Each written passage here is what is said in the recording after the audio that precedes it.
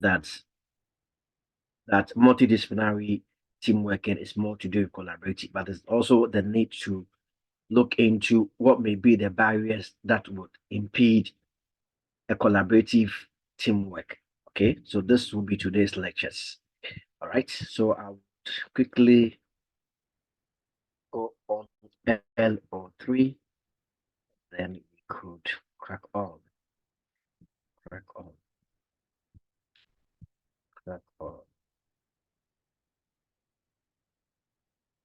Share. So having said that, we will start looking at what would be a barrier. When we say a barrier is a fence or a wall, an obstacle that prevents movement, that prevents communication, that prevents access. You know, that may be that. What might be the different kinds of barriers? We may have even spiritual barriers, we may have physical barriers, we may have financial barriers, geographical barriers, and then cultural and language barriers. When we say language barriers, it may be somebody who does not really understand a particular English language or the accent may, so it may be a language barrier. Okay, physical barriers may be doors, walls that prevent, psychological barriers in a state of mind, financial barriers when you don't really have what it takes financially to do certain things. What are the barriers in health and social care? So you may have in health and social care, there may be health professional shortage. You may have transportation access. You may have lack of health insurances. There may be financial constraints as well. And then in conclusion, we may have cultural and language barriers, which you have mentioned that. So therefore, we need to identify those barriers. So how do we identify them? Whilst the multidisciplinary team consists of workers and doctors that we've mentioned before, social care and healthcare are all sectors which have undergone huge change of restructuring and reorganization. Therefore, those roles and boundaries may affect how professionals work together and can cause confusion. Everyone needs clarity in their own roles. And to be clear about that, our team members do. So I did mention yesterday that it is important that there's a set of defined rules for each person within the team. And those rules can be a bit conflicting sometimes or can create confusion. So these barriers are barriers in terms of language barriers. Probably the team, there may be language, somebody might be a British, somebody may be an African who was not born and may have problems with the language or even the accent. So these are cultural barriers that can happen or impede effective communication within the group. Okay, so it could be cultural, it could be language, it could be diverse individuals working in a team. Sometimes this can be due to decision making, a bit of disagreement in a team. Okay, so these are things that we need to look into. Then we have to look at a bit of diversity, different cultural belief, different ways of going about things and all that. And this can also be a barrier. It creates a group of members with divine educational background, skill set, and talent. So these are all areas that could impede or can raise barriers within a set of team. You know, members from different areas of business world, their level of understanding, their way of communication, these are all areas. However, the diversity of a cross-functional team gives an advantage when evaluating a problem from all angles, but it can also create conflict among the group. These members may have difficulty understanding the viewpoint of other members. I've explained that to you. It may be because of the language barrier. There may be difficulty in understanding the view of another person in the group. Very, very important. Okay. Very, very, very important. Then we have to look into what may be the common elements in care policies. Okay.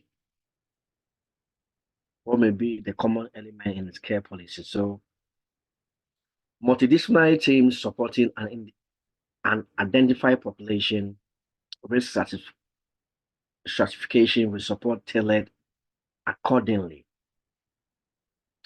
Care coordination for those with multiple and complex needs.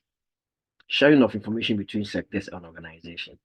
planning, commissioning through long-term capitated budget with outcome-based incentives. And then lastly, emphasis on co-production with people, with their families, and the local communities. Very important that you have to note these elements. Okay, emphasis on co-production with people, their families, and local communities.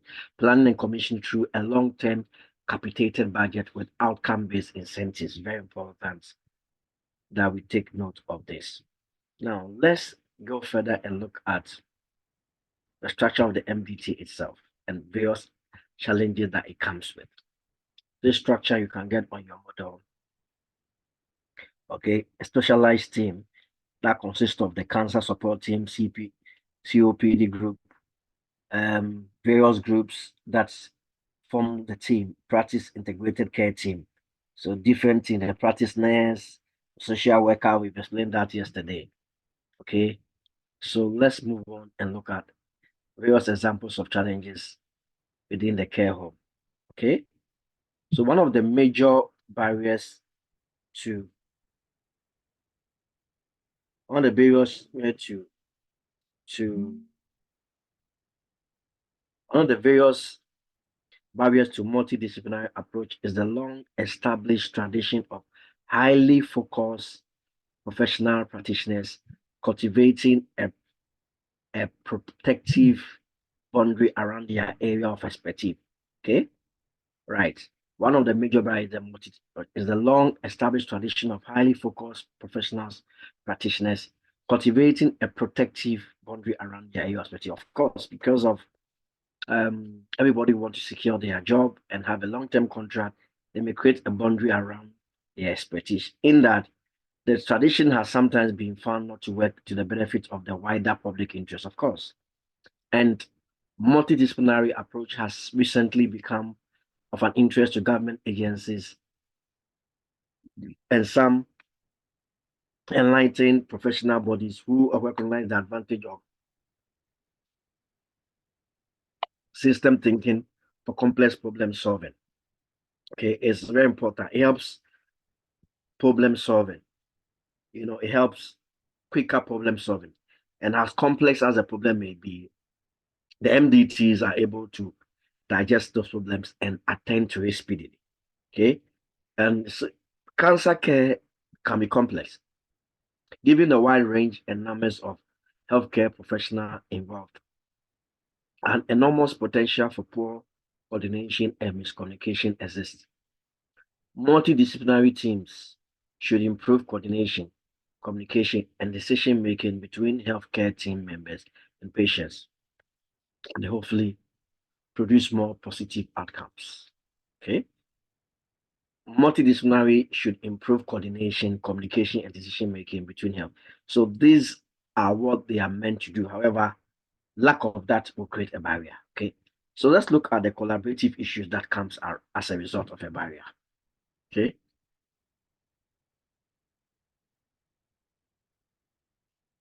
So we have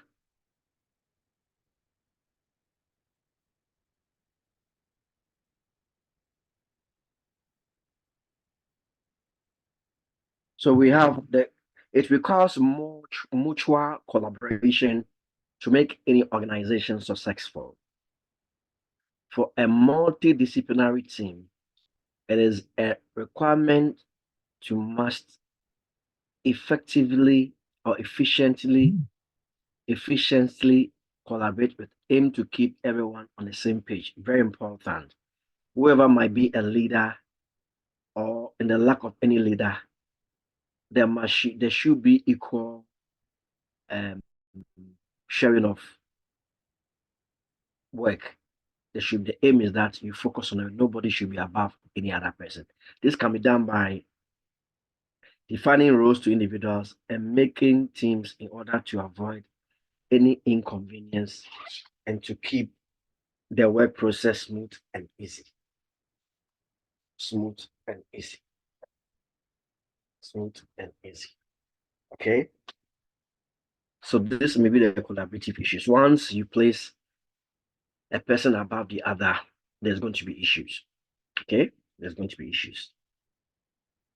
Then we have to look at dependency on available resources. MDTs are focused to rely on whatever resources, including manpower,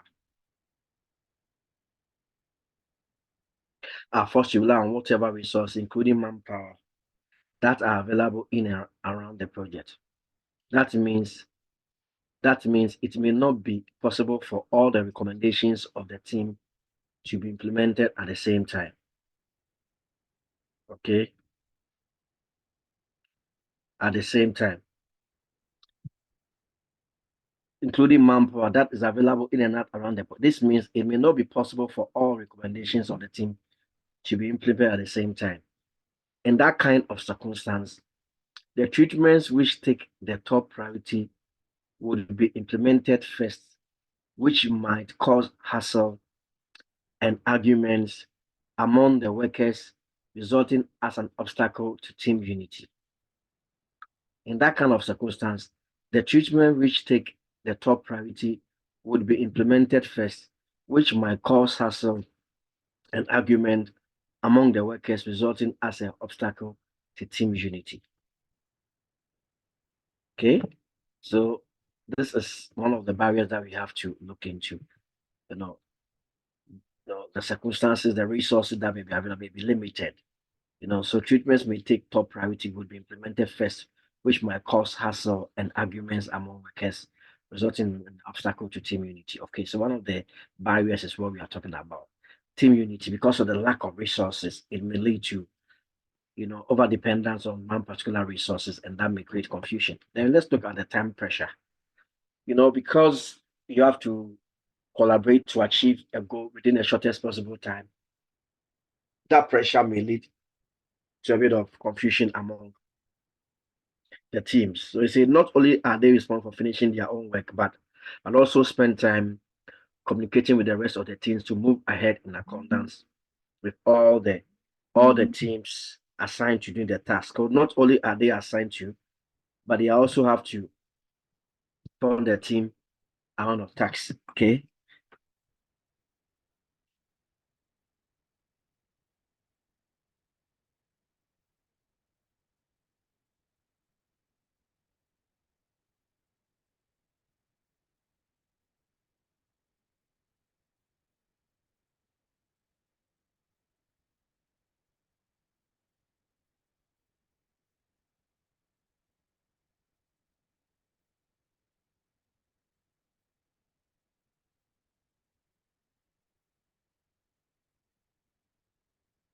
So we'd also have to look into adjustments with people with different mindsets.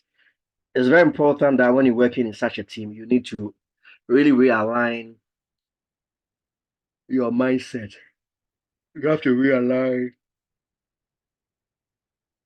the mind, because you may have some mixed feelings. You may have somebody probably not treating you well or not dressing you well, and this may lead to different um, issues, and that may have a reflex or an impact in the way you guys work. So it says the multiple team, so the multidisciplinary team succeeds when there is similarity in member backgrounds and educational experiences. The ability of the modern team is that you get a wide range of mixed people, some just starting their careers, while others are beginning to finish theirs up. Different job happening on different schedules as well, which creates challenges, of course. Different mindsets and all that creates problem. So then we have to look into documentation, part of it, documentations, the paperwork.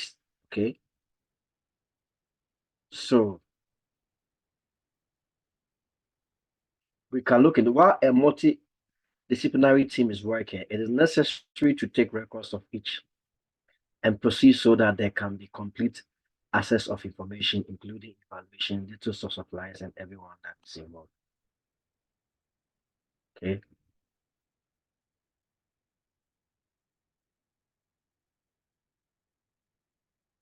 So I said that you can hear me, can't you? I know you are.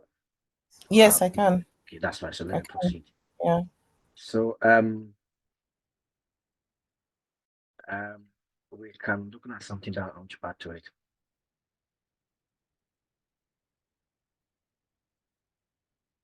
So,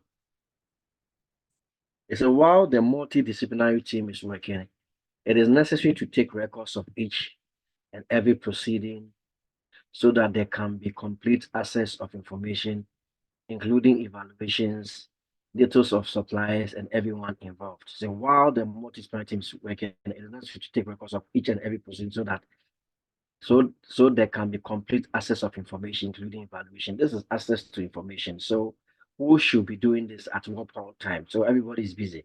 So who should be taking records? Is there a leader that should be taking records, or is it any individual that they should be taking records and putting it down? So this is why it is important that you define a clear set of roles for each member within the team. Okay.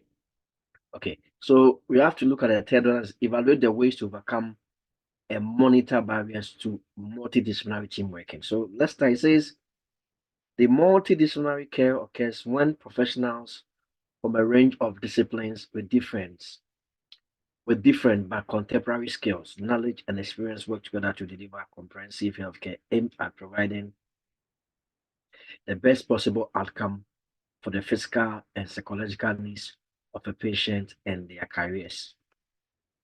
As a patient needs may change with time, the composition of the team may also change to meet these needs.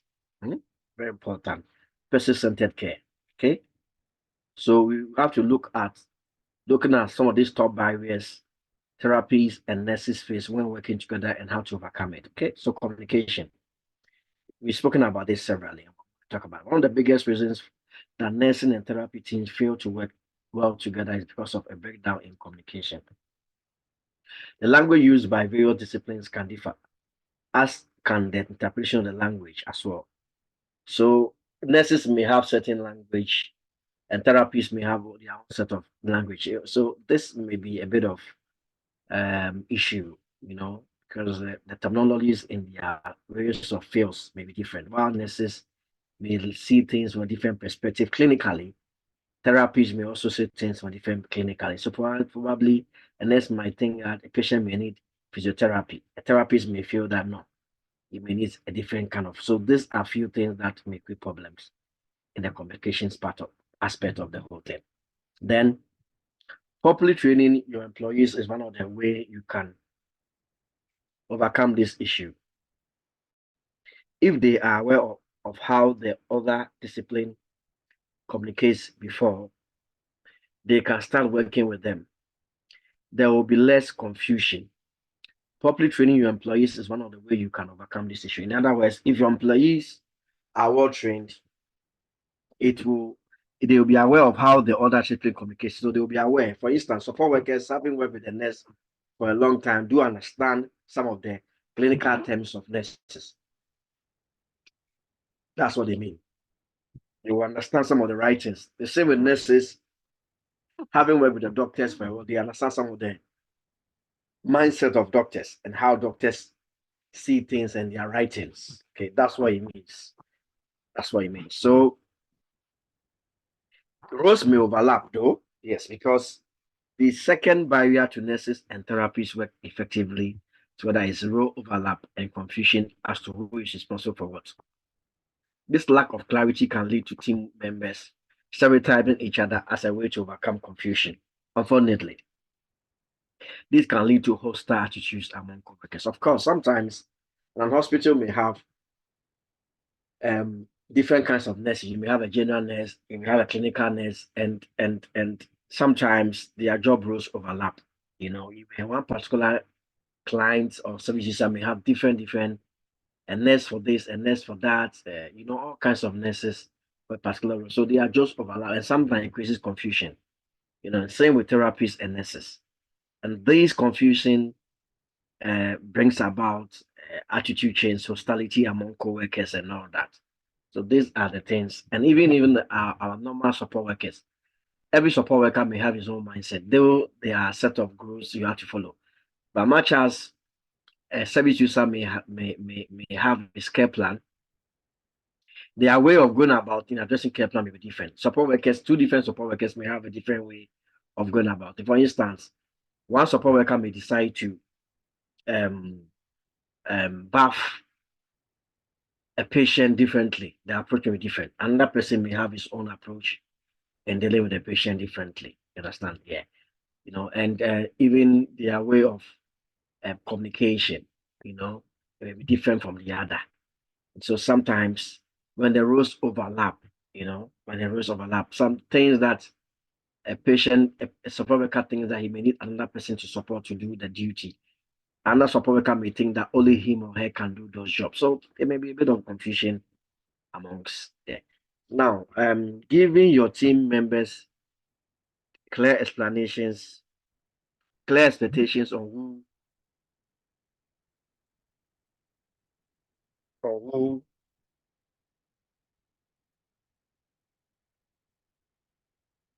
it says giving your on who is responsible for what one way you can overcome this issue.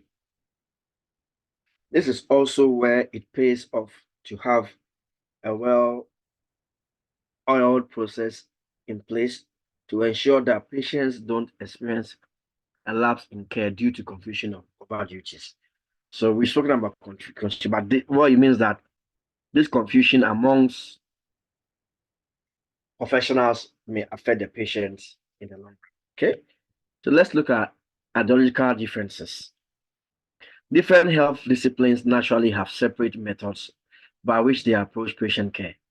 While one way isn't necessarily superior to the other, it can lead to clashes over how best treat how best treat the patient, who best treat. So these are ideology. I mean the mentality that somebody feels that he treats someone better than you, or your colleague feels that he handles the patient more better than you. So these things, as a result of that, create problem because one feels superior than the other, or because one feels that he or she has been taking care of the patient for a long time. You, as a newcomer, he thinks you have no sense at all, you have no wisdom at all in your brain to be able to deal with the patient. Therefore, anytime that there's a need that he or she have to get another person or to get you on board to help, he normally refrains using you. And these are things that create problems. Now, as a leader, you can overcome this obstacle by setting clear goals for your team from the outset.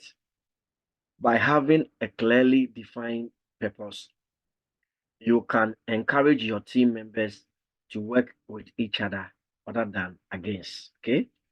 Once you're a leader among this team, your duty is to overcome this obstacle by setting the clear goals for each team member from the onset. These clear goals, defined purpose can encourage your team members to work with each other rather than against each other.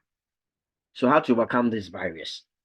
One, by using person-centered care, which we all know of. By having an operation structure, well structured, staff development and training, very important. Open channels of communication, open. It should not be opaque. It should be transparency in the communication.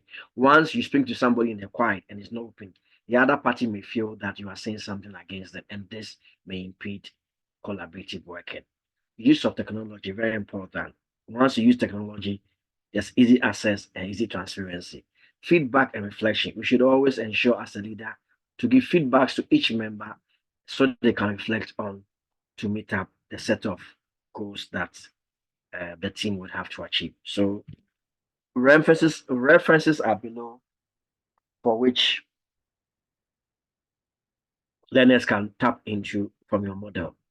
Okay, and obviously when we have done our last lecture, you can start your assignment. 2 weeks from now, you have to submit your assignment if you have started already. Yeah. Okay. All right. Placidia. Right. This is number 1 day, so your own diagram, see that on. Can you see it? Placidia.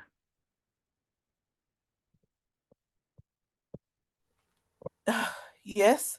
Sorry, I've seen it. I've seen the reference. I can hear your voice, your boss voice. Yeah. Are you at work?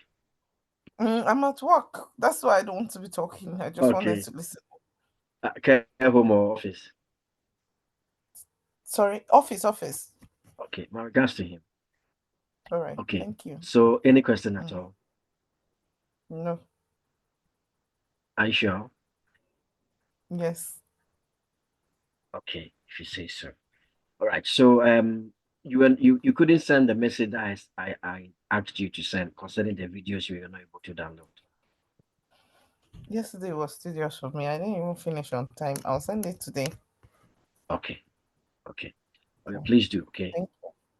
All right. Thank you. We'll leave it for now. Take care. Take care. Bye.